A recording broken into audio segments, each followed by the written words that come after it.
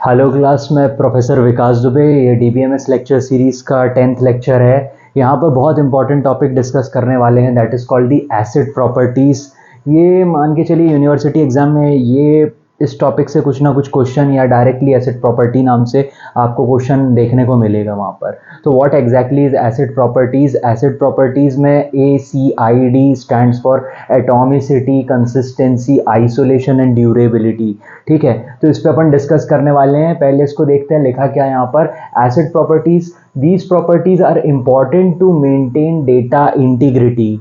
अब ये प्रॉपर्टीज है, चारों प्रॉपर्टीज जो हैं, ये चारों को मेंटेन करना ज़रूरी होता है to maintain the integrity of the data in our database. तो अब इसका मतलब क्या हुआ? पहले तो डेटा इंटीग्रिटी वर्ड यहाँ पर आया है। इंटीग्रिटी क्या चीज़ होती है, इस पे अपन बात कर लें। इंटीग्रिटी क्लियर हो गई तो डेटा इंटीग्रिटी भी हमको समझ आ जाएगा। तो यहाँ पर देखें इंटीग्रिटी क्या है, मैं एक एग्जांपल से आपको समझाऊं। वैसे तो अगर आप गूगल पे सर्च करोगे तो आपको मिलेगा ऑनेस्टी, इस तरह से आपको कुछ मिल जाएगा, ठीक है ना। ट्रुथफुलनेस, ऑनेस्टी, ये इसका आंसर मिलेगा। बट यहाँ थोड़ा डेटाबेस के सेंस में मैं आपको समझाऊं कि इंटीग्रिटी क्या चीज़ होती है। देखिए मैं एक एग्जांपल देता हूँ आपको कि मैं लेक्चर ले रहा था क्लास में और क्लास ख़त्म होने वाली है, और तभी मैंने देखा कि एक बच्चे का 500 का नोट गिर गया ज़मीन पर।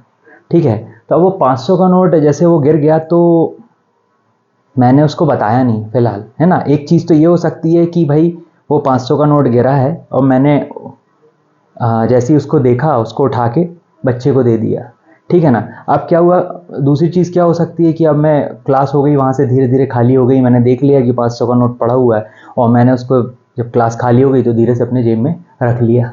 ठीक है, तो दो पॉसिबिलिटीज़ हैं यहाँ पर। ठीक है, तो देखिए यहाँ पर जो सेकंड वाला केस है वहाँ पर इंटीग्रिटी मेंटेन्ड नहीं हुई, क्योंकि मैंने वो देख लिया था वो चीज़ कि भाई वो बच्चे का 500 का नोट गिरा हुआ है, मैंने अपने पॉकेट में रख लिया। That is not at all ethical.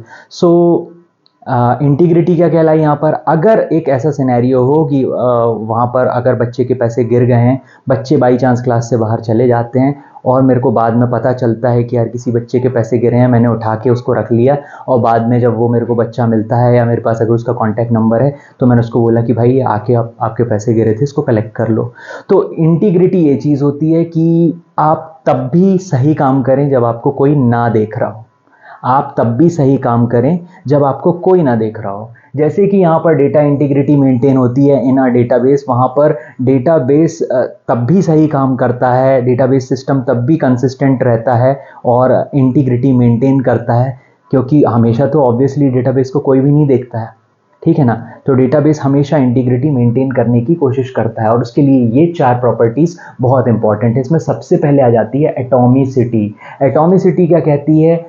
Operations perform on a data should be executed completely और नॉट एट ऑल।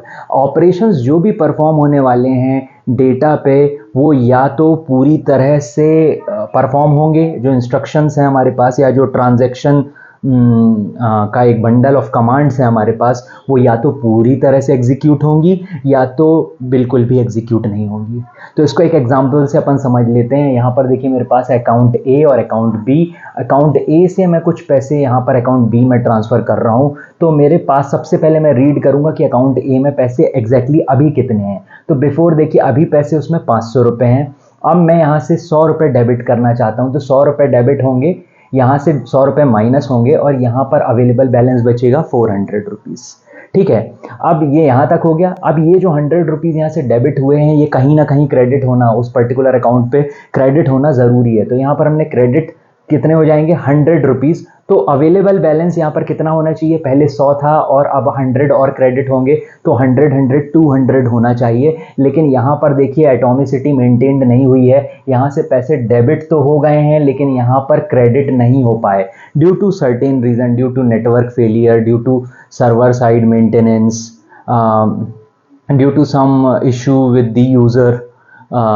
ठीक है ना, वो कई सारे रीज़न हो सकते हैं जिस वजह से ये प्रॉपरली क्रेडिट नहीं हो पाए। तो देखें आधे इंस्ट्रक्शन कंप्लीट हुए और आधा कंप्लीट नहीं हो पाए, यहाँ पर क्रेडिट नहीं हो पाया। तो इस केस में मैं क्या कह सकता हूँ, यहाँ पर इस पर्टिकुलर ट्रांजैक्शन में एटॉमिसिटी मेंटेन्ड नहीं हुई है। ठीक है, तो मेरे हिसाब से आपको क्लियर हो गया। एटॉमिसिटी मींस अगर इंस्ट्रक्शन एग्जीक्यूट होंगे तो पूरे होंगे, नहीं तो नहीं होंगे। इसके बाद सेकंड हम देखते हैं कंसिस्टेंसी। कंसिस्टेंसी क्या बोल रहा है? Database remain consistent both before and after a transaction. ठीक है, डेटाबेस हमेशा हमारा कंसिस्टेंट रहेगा पहले या बाद में, ट्रांजैक्शन होने के पहले और ट्रांजैक्शन होने के बाद, दोनों केस में क्या रहेगा? कंसिस्टेंट रहेगा। कंसिस्टेंट रहने के लिए की इंपॉर्टेंट प्रॉपर्टी क्या है भाई? एटॉमिसिटी मेंटेन होगी तभी कंसिस्टेंट हो पाएगा। तो चलिए अपन उसको देख लेते हैं।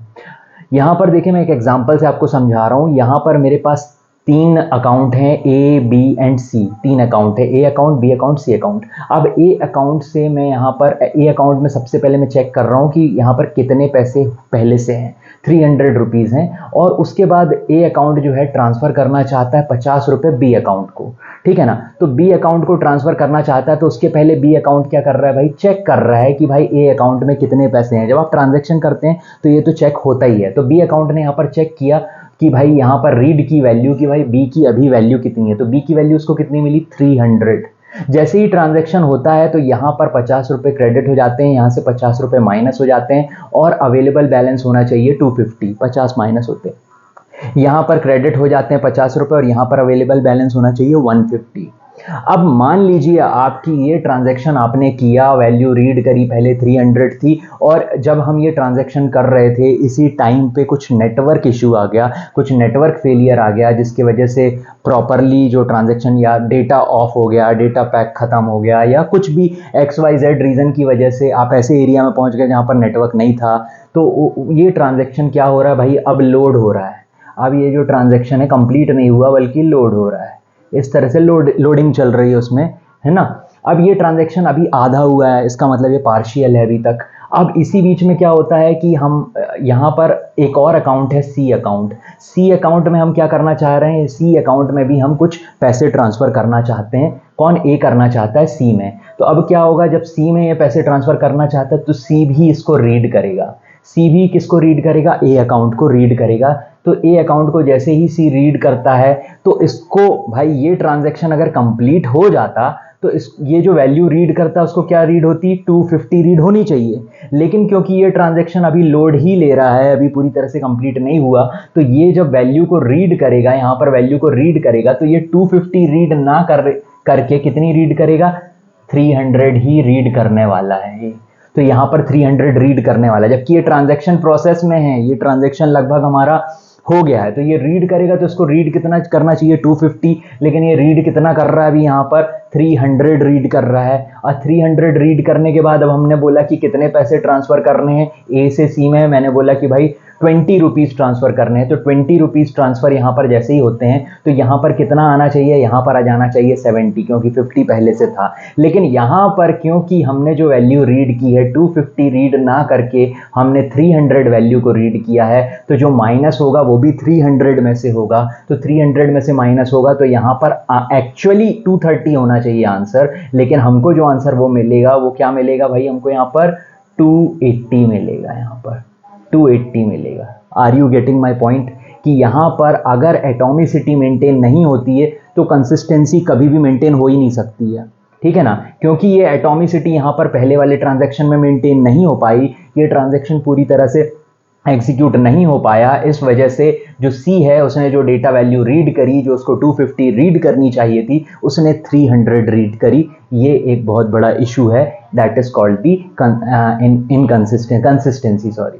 ठीक है ना? तो ये कह सकते हैं कि ये इनकंसिस्टेंट हो गया हमारा डेटाबेस। होना क्या चाहिए? कंसिस्टेंट होना चाहिए, यानी कि प्रॉपरली यहाँ पर ट्रांजैक्शन हो जाए। ये वाला ट्रांजैक्शन पूरा कंप्लीट हो गया, यहाँ पर हमारे पास वैल्यू आ गई 250, और उसके बाद फिर जब ये सी रीड करता है तो ये 300 की जगह क्या रीड करेगा? 250 रीड करेगा। 250 रीड करेगा तो -20 होगा, तो कितना बचेगा भाई? 230 बचेगा। तो आपको समझ आ गई होगी मेरी बात कि मैं क्या कहना चाह रहा हूँ यहाँ पर। फिर आप देखते हैं यहाँ पर थर्ड है, that is called isolation. Isolation एक और बहुत इंपॉर्टेंट प्रॉपर्टी है, जिसको देखें अपन यहाँ पर। No data will affect the other data and may occur concurrently. कोई भी डेटा दूसरे डेटा को अफेक्ट नहीं करेगा। ठीक है ना? चाहे वो कंकरेंटली भी एग्जीक्यूट क्यों ना हो रहे हो।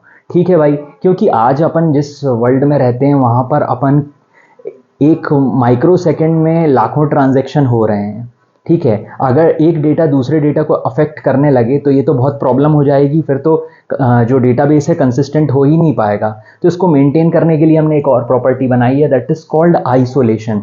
सब सेपरेटेड रहेंगे, साथ होते हुए भी सेपरेटेड होंगे। तो कहने का क्या मतलब है, मेरे पास एक अकाउंट है ए अकाउंट, अभी ध्यान रखें ये जो कुछ भी हो रहा है सब ए अकाउंट पे ही हो रहा है। यहाँ पे here we don't have multiple account like ABCD, ऐसा कुछ नहीं, एक ही अकाउंट है। एक अकाउंट में अब आप देखें एक ही टाइम पे, मान लीजिए अभी 7 बज रहा है, ठीक है ना, तो 7 बजे क्या हुआ, T1 ट्रांजैक्शन हुआ। क्या हुआ भाई, T1 ट्रांजैक्शन में क्या हुआ, सैलरी क्रेडिट हुई, ठीक है। इसी सेम टाइम पे T2 ट्रांजैक्शन भी हुआ। आप कुछ सर्च कर रहे थे ऑनलाइन और आपने मिंत्रा से कुछ ऑर्डर किया, यहाँ पर ऑनलाइन शॉपिंग की, आपने पेमेंट की, सेम टाइम पे ही दोनों चीज़ हुई। और उसी सेम टाइम पे आप मान लीजिए कि आप ट्रैवल कर रहे थे और आप कार में ट्रैवल कर रहे हैं और आप किसी टोल नाके से गुजरे हैं वहाँ पर, और टोल का डिडक्शन भी उसी सेम टाइम पे हुआ।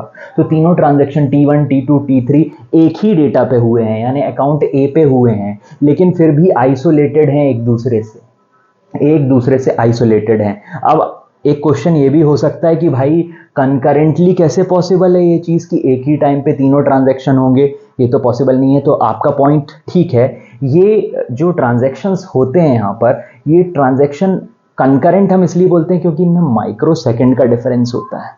माइक्रो सेकेंड का डिफरेंस होता है। T1, T2, T3 आपको ऐसा लगेगा जैसे सेम टाइम पे हुए हैं, but there is a microsecond difference की कुछ माइक्रो सेकेंड से पहले T1 हो गया, फिर कुछ माइक्रो, जैसे ही कंसिस्टेंट हो गया स्टेट T1 होने के बाद, वैसे ही T2 हो गया, जैसे ही T2 के बाद कंसिस्टेंट हुआ स्टेट, वैसे ही T3 हो गया। लेकिन यूज़र को तो ऐसा लगेगा कि सब कुछ उस पर्टिकुलर सेकेंड पे ही हो रहा है। So that is called the isolation. I hope this third point is also clear to everyone.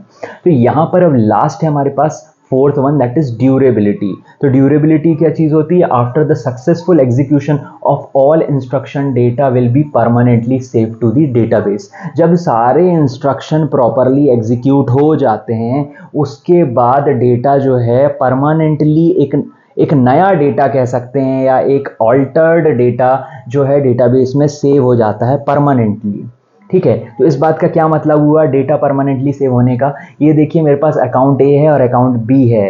Account ए में ऑब्वियसली पहले से सेव्ड डेटा है, ए की वैल्यू दिखा रहा 300, ये पहले से परमानेंटली सेव्ड डेटा है। परमानेंटली कहने का मतलब for time being it is saved and the state is कि ए की वैल्यू 300 है। अभी आप इसको 10 बार भी रीड करोगे 300 ही मिलने वाली है वैल्यू आपको, और ये कहाँ पर, डेटाबेस में सेव हुआ है, ये रैम में नहीं है, ठीक है। अब अकाउंट ए से अकाउंट बी में कुछ पैसा ट्रांसफ़र करना है, तो मैंने बोला कि भाई अकाउंट बी से कुछ पैसा अकाउंट ए में आ रहा है, तो कितना 50 रुपीज़ आ रहा है। यहाँ इनका कंसिस्टेंट स्टेट देख लीजिए, ड्यूरेबिलिटी के पॉइंट ऑफ व्यू से ए की वैल्यू 300 है विच इज़ परमानेंट हम मान रहे हैं, बी की वैल्यू 150, वो भी अभी हम मान के चल रहे हैं परमानेंट। क्यों परमानेंट कह रहे हैं, क्योंकि यहाँ पर कहीं ना कहीं कमिट कमांड चली होगी, तभी ये परमानेंट स्टेट दिखा रहा है इसका, ठीक है ना, ये डेटाबेस में।